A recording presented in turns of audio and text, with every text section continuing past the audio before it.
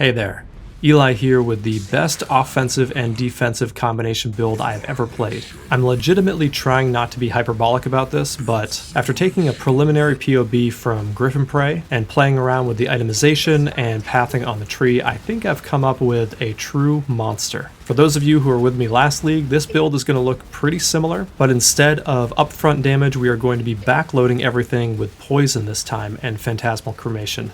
Alright, let's go over the PoB a little bit so we can take a look at what's changed. Some aspects of the build are specific to Crucible, so we're going to have to adjust this in the next league, but for now, let's start top to bottom. First up is the weapon.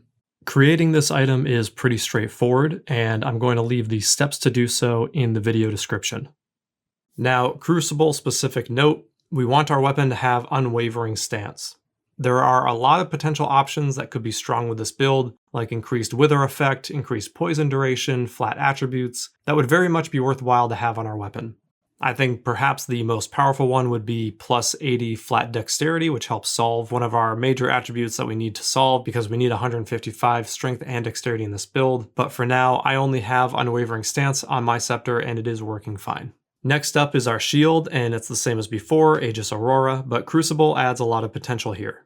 There are some very, very expensive options out there. However, the critical mod we need the Crucible tree to have is either 60 or 100% chance to avoid shock. This by itself is nice and cheap. Also, if you can get the mod for plus 3% spell block or higher, you'll be able to max out spell block. Without this mod, the way I've built it, you get 73% spell block. If you're watching this video and you have infinite money, like mirrors worth of money, and you're not sure how to get a really juicy Aegis Aurora, hit me up in the comments or message me on Discord and I can point you the way. Next up, we have a new helm, Viridi's Veil. We're using this for our level 30 Unearth because it has plus 2 to socketed gems, and we get one corrupted with plus 2 projectile gems and enchanted with the plus 5 corpse level for Unearth. It's a good idea to get 24 to 25% elemental resistance on this, and the 24% should cost you around 2 divines. The armor Incandescent Heart is the same. There's really nothing to say here except we want to get high rolls on the armor and energy shield, and the elemental damage has extra chaos. As for the gloves, this is the piece that makes the whole build work. These gloves come in different variations, so make sure it's the fire damage can poison one. The corruption we really want to have here is Curse with Temporal Chains on hit. Because our resistances can be in a bit of short supply on this version, we do want to get as high a fire resistance as possible. Now for the boots. Pay attention on this one, because this is important. Dual resist, 110 energy shield, and if you only have the 60% chance to avoid shock on the shield, then at least 40% here. Dual resists and move speed and an open prefix are what we want here. You'll notice here that these are Arcanist slippers,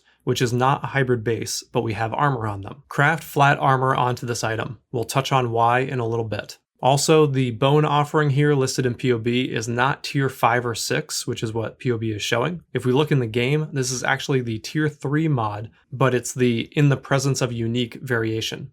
15% is what we're looking for plus 2% chance to block and spell block. Because we don't need the extra block on random trash, we use the Exarch Embers that cost about a chaos each until we get this mod, so that we get max block when we need it versus bosses. For the Eater mod, we just pick up poisons and inflict damage faster. The amulet is, as everybody knows, Ashes. We want 29 or 30% quality and 15% or above reservation efficiency. Now for the rings. We need both of these rings to be unset so we can put skill gems in them that we need. We're jam-packed on gems on this version. We want flat energy shield, resistances, damage over time if we can, and an open prefix for minus mana cost for non-channeling skills. I currently have resistance catalysts on this one, but I should put on the life and mana catalyst for minus 8 cost instead of minus 7, as we don't actually need the extra resistance here. Now the belt is the item slot with the most potential for change. What matters here is if we have a Sceptre that has unwavering stance and the plus 80 flat strength or flat dexterity. If we had one of those rolls, we could take off the requirement for plus flat strength or dexterity here, which frees up a slot on our rings, giving us more freedom and flexibility to get damage over time on the rings. It also might give us flexibility in the Abyss Jewel, so that perhaps we don't need attribute and resistances like I have. This is another slot that we could have damage over time on. Now for the cluster jewels, I think it's easier to look on the passive tree itself, so let's go there. These large cluster jewels are pretty specific.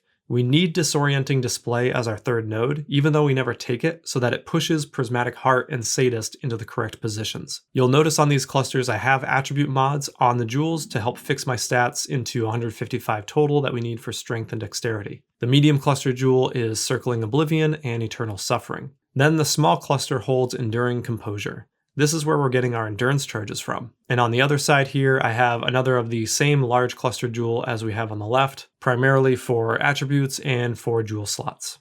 Now for our jewels, these are pretty similar to what we had in the prior version of the build. Perhaps the biggest change is the Watcher's Eye, where we're going to be gaining energy shield per enemy hit while affected by discipline, and a little bit of increased regeneration on our energy shield with this increased rate while affected by malevolence. Another big change, which you probably already guessed, is that we're using Storm Shroud to make us invincible to elemental ailments. We have our Red Nightmare over here, same as before for block chance. We're using Impossible Escape with Unwavering Stance so that we can get these plus max resistance nodes. We're still using Melding of the Flesh to up our max resistance based on our maximum cold resist. And we're still using Unnatural Instinct primarily for the Herald Reservation Efficiency and Buff Effect nodes. Now, a lot of you probably already know this already, but this build wants to be very high level. This is the level 98 tree. At the time of this video, I'm fairly confident this is the best layout for the tree, but there's one piece that I go kind of back and forth on. Sanctum of Thought versus Acrimony. I've decided to go with Sanctum of Thought because it's a fair amount of flat energy shield, 318 for me, and because I want the extra armor and energy shield mastery. And speaking of armor and energy shield masteries, this is why we crafted flat armor onto our energy shield boots. Because our gloves and helm already have armor and energy shield on them,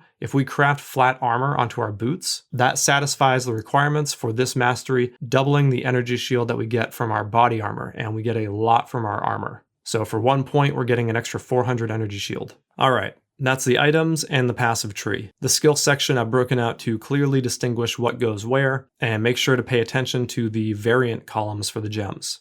Now let's take a real quick look at the configuration and calcs page so you feel comfortable understanding where our damage numbers are coming from. Make sure first on the skills page for cremation, we're going to set the count to 24. This is because cremation fires 1 projectile base, and it fires 3 additional projectiles on the gem, and then we have greater multiple projectiles, so we have 8 total. We have 3 geysers, so that means 24. On our calcs page, we want to go to our unearth socket group at the top and take a look at our corpse life under skill type specific stats. We want to take that number and take it over to the configuration page. And for our main skill on the left, we want to have cremation selected, and then under that, change it from spell to corpse explosion. That will pop up the enemy corpse life, put that number in there that we got from the calcs page, and that will help solidify the damage that we're dealing per explosion. Now for our skill options, we're going to have Frost Shield set at stage 4 as it usually is. Our Plague Bearer state is infecting for dealing damage because we are almost always at max infecting status here. For Withered stacks, it's pretty easy for us to keep 15 on, so we're going to set that to 15. You can turn on enemy as ignited, chilled, and shocked, which they are, but it's really not necessary as PoB already knows this. We're going to set the enemy as a boss to Uber Pinnacle Boss, and we'll turn on endurance charges as we always have them. Number of nearby corpses to 1. We've chilled, ignited, and shocked enemies recently. We spawned corpses and consumed corpses recently, and we've consumed a corpse in the past 2 seconds. Finally, we need to set our cremation to having reduced cast speed in the custom modifiers so that our cast speed isn't inadvertently affecting PoB's calculation of our damage. If you go to your skill DPS on the calcs page when you have cremation selected, you want to make sure the cast rate is 1.0 because it is firing the orbs out that explode corpses every second, and our cast speed does not affect that.